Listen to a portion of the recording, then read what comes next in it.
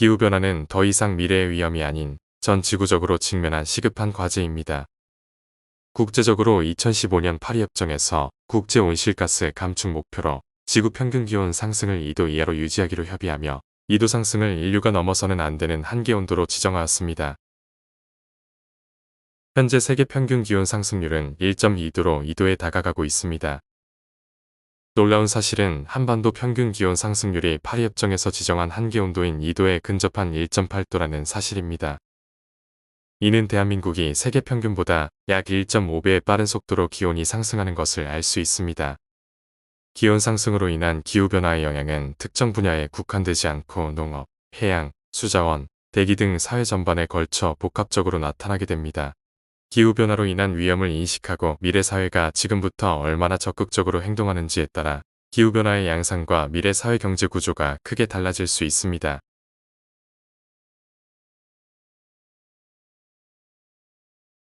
IPCC가 발간한 6차 평가 보고서를 보면 미래 사회 경제 구조의 변화를 예측하는 SSPS 시나리오를 도입하였습니다.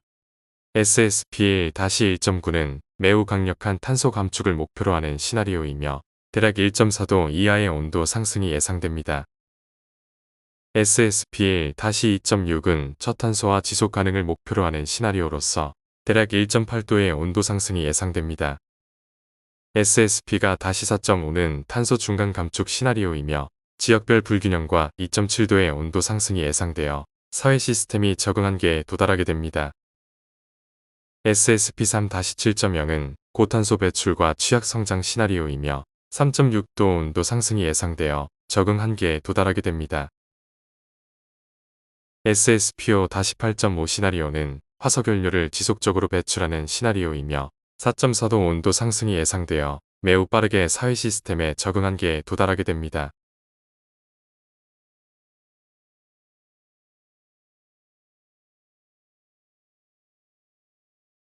현재 21세기 중반, 21세기 후반부에 걸쳐 시간적 범위를 선정하였고 대한민국 전역으로 공간적 범위를 한정하였습니다. 사회의 기반이 되며 상호 연관성이 높다고 판단되는 농업, 해양, 수자원, 대기에 초점을 맞추어 시나리오 분석을 진행하였습니다.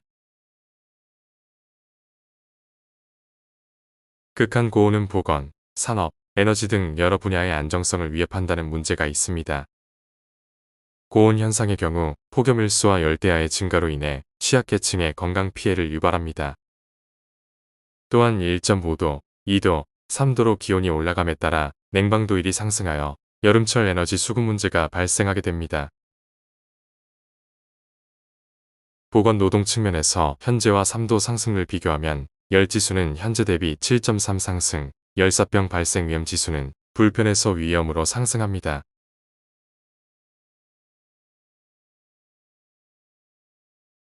강수량 증가는 수자원 관리와 재해 대응 측면에서 심각한 문제를 초래합니다. 극한 강수량의 경우 현재 시점부터 3도까지 기온이 상승함에 따라 함께 상승하는 경향을 보입니다. 특히 2도 상승이 1.5도 상승에 비해 55%더 가파르게 증가합니다. 고탄소 시나리오와 저탄소 시나리오를 비교했을 때 전반기부터 후반기를 보면 뚜렷한 증가 경향을 관찰할 수 있습니다. 대기질 악화는 인체의 호흡기 질환과 심혈관 질환, 신경계의 악화를 일으켜 인류의 건강을 위협합니다. 시나리오별 PM2.5 변화를 살펴보면 SSP-3-7의 고탄소 시나리오에서 현재 농도의 약 2배 높아지는 경향을 확인할 수 있습니다. SSP-3-7 고탄소 시나리오에서 기후 지표 변화를 살펴보면 평균 기온, 강수, 폭염 일수의 지표 모두 상승하는 것을 알 수 있습니다. 다음으로 강한 대기질 규제를 적용한 시나리오 SSP-3-7-5 NTCF 시나리오를 살펴보겠습니다.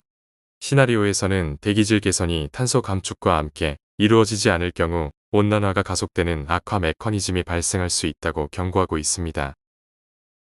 데이터적으로 살펴보면 기존 SSP-3-7의 시나리오보다 기온과 강수, 폭염 일수 지표의 상승률이 더 가파르다는 결과를 관찰할 수 있습니다.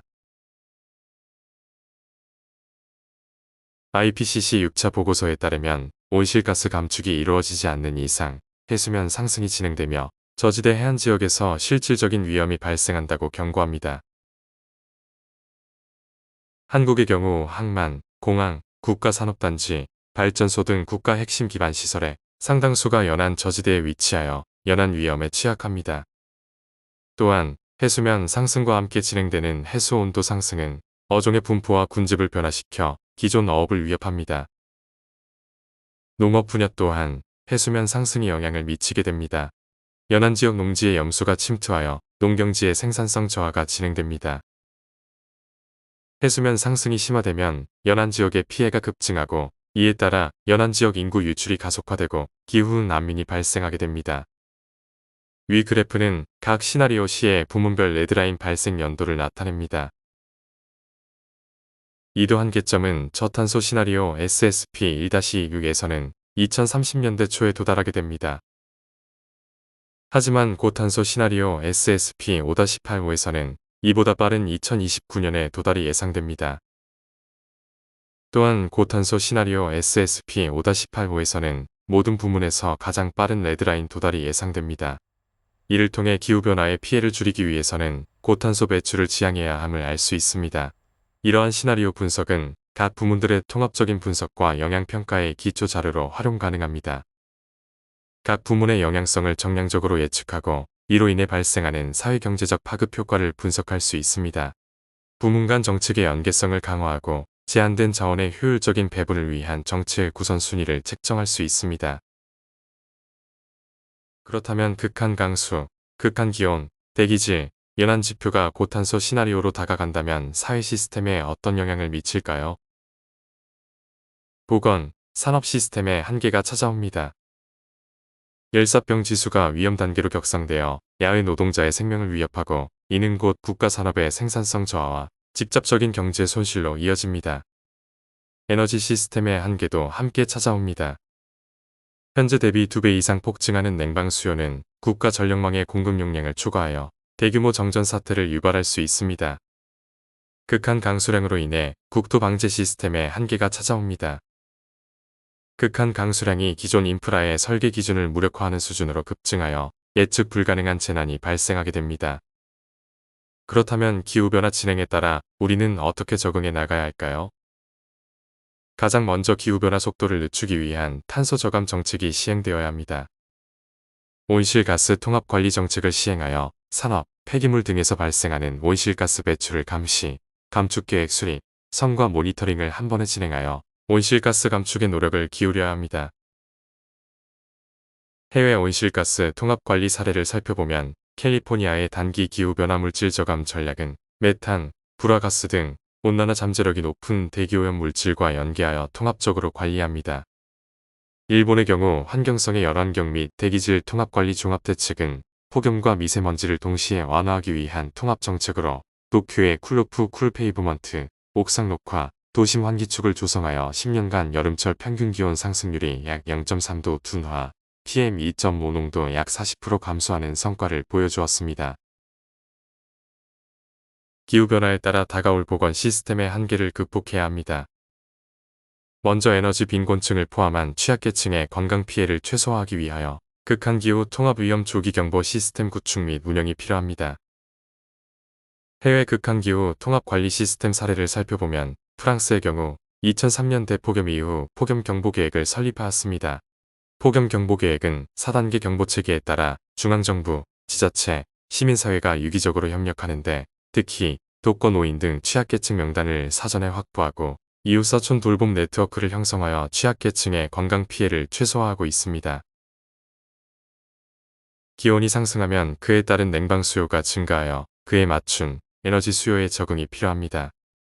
에너지 수요 적응을 위해서는 중앙 집중형 전력 구조에서 벗어나 분산형 에너지 체계로 점진적 전환이 필요합니다.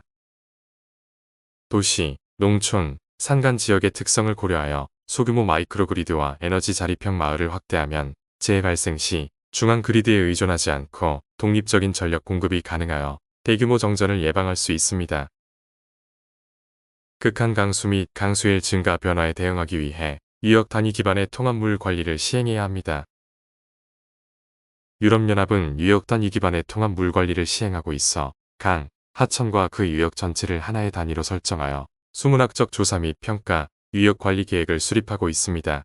이를 통해 상류에서 발생한 집중 강우가 하류에 미치는 영향을 체계적으로 분석하고 대비할 수 있습니다. 기후변화는 걷잡을 수 없이 가속화되고 있습니다. 기후변화를 막기 위해 탄소 저감에 집중하는 한편, 동시에 기후변화로 인한 일상의 변화에 적응할 수 있도록 다양한 정책 및 체계를 도입해야 합니다.